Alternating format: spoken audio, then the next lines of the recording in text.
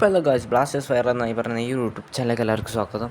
So നമ്മളിന്ന് check ചെയ്യാൻ പോകുന്നത് കേരള ബ്ലാസ്റ്റേഴ്സ് ആൻഡ് ഐമനായിട്ട് ബന്ധപ്പെട്ട ഒരു വാർത്തയെ പറ്റിയിട്ടാണ്. സോ അതിലേക്ക് പോകുന്ന മുന്നേ എല്ലാവരും ഈ വീഡിയോ ഒന്ന് ലൈക്ക് ചെയ്ത് കാണുക. കാരണം നിങ്ങളുടെ ലൈക്ക് ഭയങ്കര ഇമ്പോർട്ടൻ്റ് ആണ്.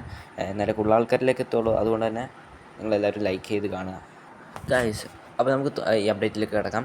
അതായത് ബംഗാളി ജേർണലിസ്റ്റ് ആയിട്ടുള്ള ജോർഡൻ മൊയ് എന്ന് പറയുന്ന ഒരു ജേർണലിസ്റ്റ് റിപ്പോർട്ട് ചെയ്ത വാർത്തകളനുസരിച്ച് അല്ലെങ്കിൽ റിപ്പോർട്ട് അനുസരിച്ച് ഐമൻ്റെ അവസാന സീസണായി മാറും 2025-26 സീസൺ. അത് വരാനിരിക്കുന്ന 2025. സോ അത് 2026 നമുക്ക് ഐമനുമായിട്ടുള്ള കോൺട്രാക്റ്റ് കേരള ബ്ലാസ്റ്റേഴ്സിന് തീരുകയാണ്. അതുകൊണ്ട് തന്നെ കേരള ബ്ലാസ്റ്റേഴ്സിനോ ഐമനോ കേരള ബ്ലാസ്റ്റേഴ്സിന് അത് എക്സ്റ്റെൻഡ് ചെയ്യാൻ തൽക്കാലത്തേക്ക് താല്പര്യമില്ല എന്ന് തന്നെയാണ് പറയാൻ കേൾക്കുന്നത്.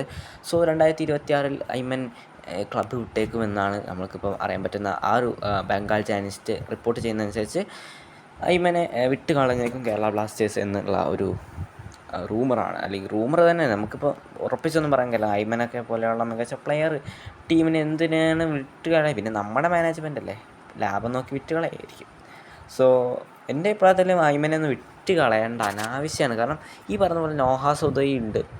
സോ നോഹ സദോയ്ക്ക് ഇറങ്ങാൻ ഇഞ്ചുറി പറ്റി. നിങ്ങളെന്ത് ചെയ്യും? നിങ്ങളൊന്ന് ആലോചിച്ച് നോക്കുക. ഐമനെ പോലെ ഒരു ബെറ്റർ പ്ലെയർ നമ്മളുടെ ടീമിലുള്ളത് എത്രത്തോളം സ്ട്രെങ്ത്താണ്.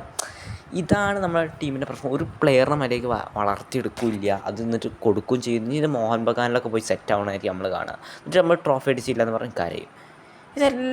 ഇതാണ് സ്കാം, മനസ്സിലായില്ലേ? ഇങ്ങനെ ആക്കുകയാണെങ്കിൽ ഒരിക്കലും നമ്മളാരും സ്റ്റേഡിയത്തിൽ പോയി കളി കാണരുതെന്നാണ് എൻ്റെ അഭിപ്രായത്തിൽ. കാരണം ഇങ്ങനെ വിറ്റ് തുളയ്ക്കാൻ എന്തിനാണ് എന്നാണ് എനിക്ക് മനസ്സിലാകാത്തത്. നല്ല ബെസ്റ്റ് പ്ലേയേഴ്സിനൊക്കെ എടുത്ത് കളയും ചെയ്യും. എന്നിട്ട് ഡാനിഷ് ഫാറൂഖ്, മിലോസ് ഇങ്ങനത്തെ പ്ലേയേഴ്സിനെ കയറി എക്സ്റ്റെൻഡ് ചെയ്യും. എന്ത് തേങ്ങയാടായത് കാണിക്കും. ആ മിലോസിനൊക്കെ എടുത്ത് വലിച്ചെറിയാൻ ടൈമായിട്ടുണ്ട്. സത്യം പറയാം,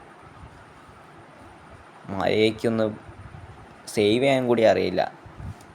അതിന് പകരം ഒന്നിനും കൊള്ളാത്ത കുറച്ച് ഫോറിനർ പ്ലെയേഴ്സിനും ഇന്ത്യൻ പ്ലെയേഴ്സിനെയും കൊണ്ടുവരും ഗൈസ്. ആ പ്രീതം കോട്ടെല്ലാം കൊടുത്തിട്ട് ആ ബിക്കാശ് യാനുവാനത്തെ കൊണ്ടുവന്ന് മാത്രമാണ് എനിക്ക് നന്നായി തോന്നിയത്. ബാക്കിയെല്ലാം പക്ക ഫ്ലോപ്സാണ്.